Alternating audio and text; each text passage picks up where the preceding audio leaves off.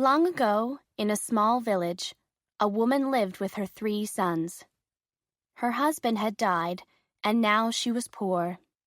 Her house was old and dark, and many things were broken.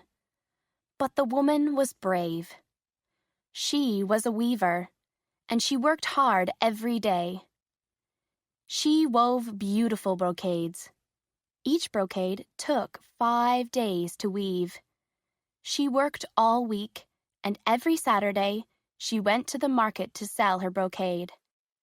Then she bought rice, vegetables, and flour, and every Sunday she had a rest. One Saturday, the woman was at the market as usual, and she saw something. It was a picture of a house. A lovely white and gold house with a beautiful garden. An old man was trying to sell it. "How much is this picture?" she asked him. "How much have you got?" he replied. "All I have is 3 coins," said the woman. "Then that is all it costs," he smiled. The woman looked at the picture. She wanted it very much. She looked at it and thought for a long time. Then she said, "Here," and she dropped her last 3 coins into the old man's hand. "It's yours," he said. "Good luck, woman." "What a lovely house!" the woman's sons cried. "I want to live there," said the youngest. "So do we," said his 2 older brothers. "Copy it, mother," cried the youngest. "Weave a copy. Weave it into a brocade." So the woman began to work. The next day was Sunday, and she usually rested on Sundays. But this time she worked. She worked all day. It was not easy to copy the picture. "Stop for lunch," her son said. "I can't," she replied. "I must do this right. This is going to be my best brocade." The woman worked every day. She only slept for a few hours each night.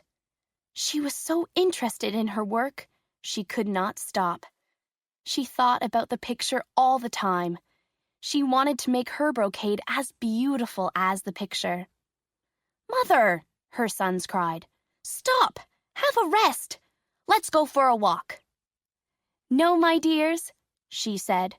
"Go for a walk without me, and get some wood for the fire, please."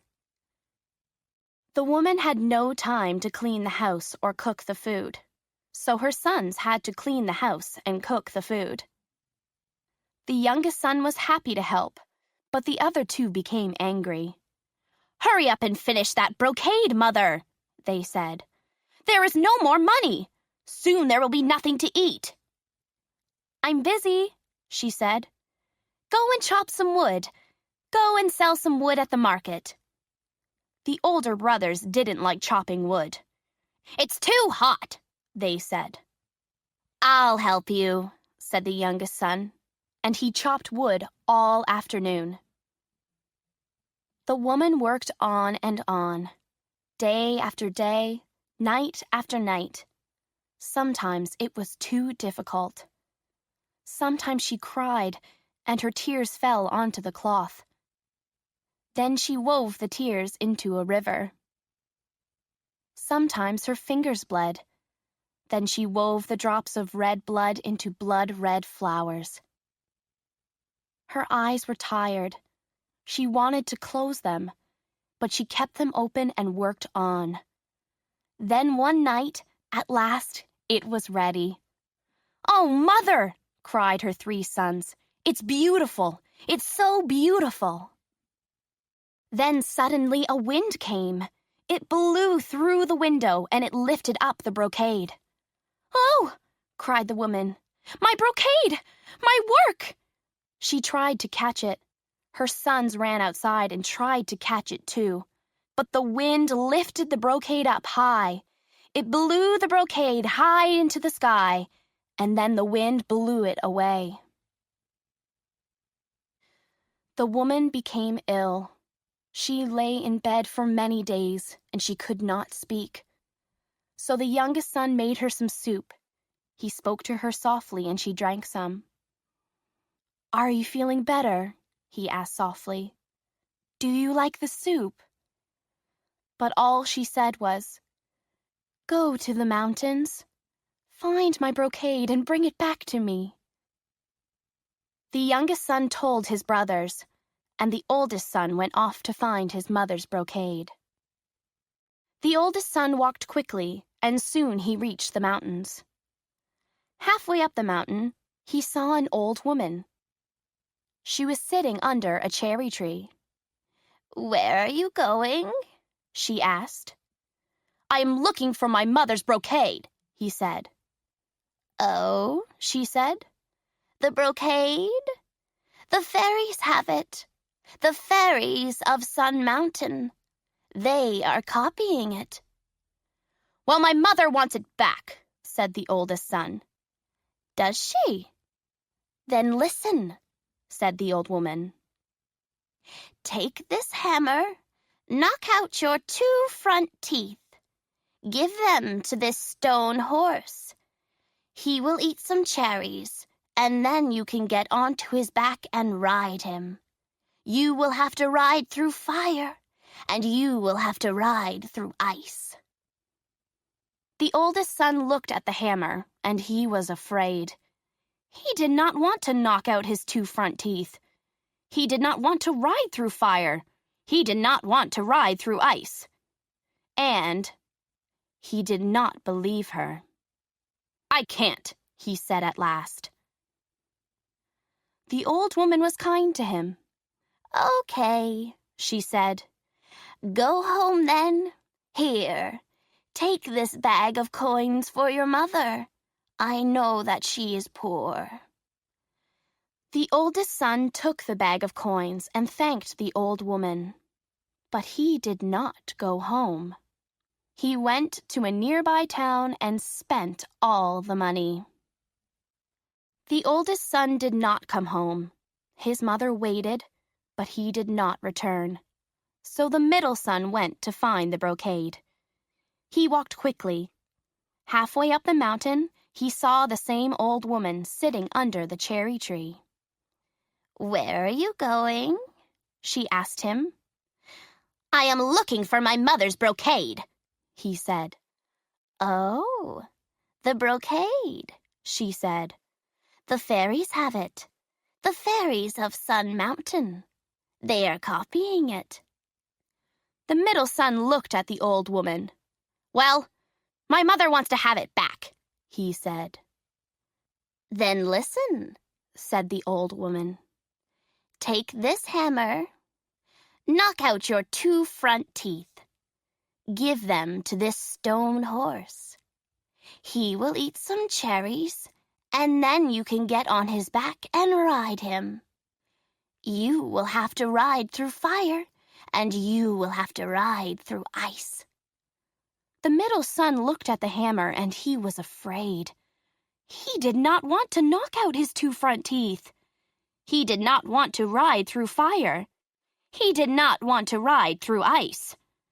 And he did not believe her. "I can't," he said at last. Again, the old woman was kind. She gave him a bag of coins for his mother, and she told him to go home. The middle son took the bag of coins and thanked the old woman. But he did not go home. He went to a nearby town and spent all the money. His mother waited for him. She cried so much that her eyes were red. But he never came. "Don't cry, Mother," said the youngest son. "Please don't cry any more. I will go. I will get your beautiful brocade. Wait for me and believe in me, because I will bring it back home to you." The youngest son walked quickly, and soon he came to the mountains. Halfway up the mountain, the youngest son saw the same old woman sitting under the cherry tree. And beside her was the stone horse. "Where are you going?" she asked, as before. "I am looking for my mother's brocade," he said. "Oh, the brocade," she said. "The fairies have it. The fairies of Sun Mountain. They are copying it because it is so beautiful." "Well, my mother wants to have it back," said the youngest son, "and I have come to get it." "Then listen," said the old woman. "Take this hammer. Knock out your 2 front teeth. Give them to this stone horse. He will eat some of these cherries, and when he has eaten them, you will be able to get on his back and ride him. Be brave. You will have to ride through fire, and you will have to ride through ice." The youngest son looked at the hammer. He was afraid. He did not want to knock out his 2 front teeth. He did not want to ride through fire. He did not want to ride through ice. But he believed her. "Give me the hammer," he said, and he knocked out his 2 front teeth. The youngest son gave his 2 front teeth to the stone horse, and at once it was alive. The horse got bigger, and it reached up and ate some cherries from the tree. Then it was ready to go. The youngest son got onto the horse and rode away. He rode quickly, and soon he came to Fire Mountain. He stared at it, and he was afraid, but he said nothing. He only rode. He rode towards it and into the fire. The whole place was red hot. There were flames on either side of him, but he did not cry out. He made no sound. Quickly he rode to the top of the mountain and down the other side. He could hear his heart and the sound of the flames, but he said nothing. Then he came to a huge sea. It was a huge sea of cold water and ice. The waves were big and rough, and pieces of ice were crashing around. It was dangerous and cold. He stared at it, and he was afraid, but he said nothing. He only rode towards it and through the crashing pieces of ice. The whole place was icy cold, and there was ice on either side of him, but he did not cry out. Quickly, he rode through it and out to the other side. He could hear his heart and the sound of the ice breaking, but he said nothing. The youngest son's clothes were wet. His hair was wet. Water dripped from his clothes and it dripped from his hair. He sat on the horse and looked in front of him. Ahead, in the soft golden light, he saw a lovely mountain. And at the top of the mountain, there was the crystal palace of the fairies of Sun Mountain. He stared at it for some time because it was so beautiful. Then he rode towards it. The door to the palace was open, so the youngest son walked into the main hall. Sunlight came through the crystal glass roof and through the big windows. The hall was huge and full of light. Sunlight fell through the glass windows and made little rainbows on the floor. The whole room was full of the most beautiful light. And the youngest son saw 100 fairies copying his mother's brocade. The youngest son walked to the front of the hall. The fairies all stopped working and looked up at him. "Good morning," he said. "I have come to get my mother's brocade." Nobody said anything. Then a fairy in a red dress came up to him and touched him on the arm. "We will soon be finished," she said softly. "Then you can take your mother's brocade back home to her. But first, go through into the other room, eat, drink, and rest yourself. We need to work a little longer. Tonight, we will be finished, and then tomorrow morning, You can take back the brocade." The youngest son was hungry and tired, so he thanked the fairy and went into the next room to eat and rest. There was food on the table and a place where he could sleep. Through the windows he could see the sky, and it was beautiful. He lay down and stared at it for several hours. The fairies worked all day and into the evening. Stars came out in the sky and shone through the crystal glass windows. At last, the youngest son's eyes closed, and he fell asleep. Night came. The 100 fairies finished their work. Now there were 100 copies of the brocade. One by one, the fairies left the room. But one fairy did not leave. It was the fairy in the red dress. She did not want to leave the brocade. Then, suddenly, she thought of something. She had an idea. Quietly and carefully, she added a picture of herself to the brocade. She wove herself standing under a little tree in the garden. "Now I am a part of the brocade," she thought. "So the brocade and I will always be together." When morning came, the youngest son woke up. He was not tired anymore. He felt good and alive. So he went into the hall and got his mother's brocade. The fairy in the red dress also woke up early. "You are taking it away now, aren't you?" she said. "Yes," he replied. "Please thank your mother," she said. "Tell her that we have made 100 copies." "I will," said the youngest son. He looked at the fairy. She was so beautiful. He wanted to stay and talk to her. He wanted to go out onto the mountain with her and walk in the sunshine. But he had to go. His mother was waiting. He had to go home. His mother was waiting. She saw her son and ran out to meet him. She knew that he had the brocade. And then the strangest thing happened. When he opened the brocade to show his mother, the brocade began to get bigger.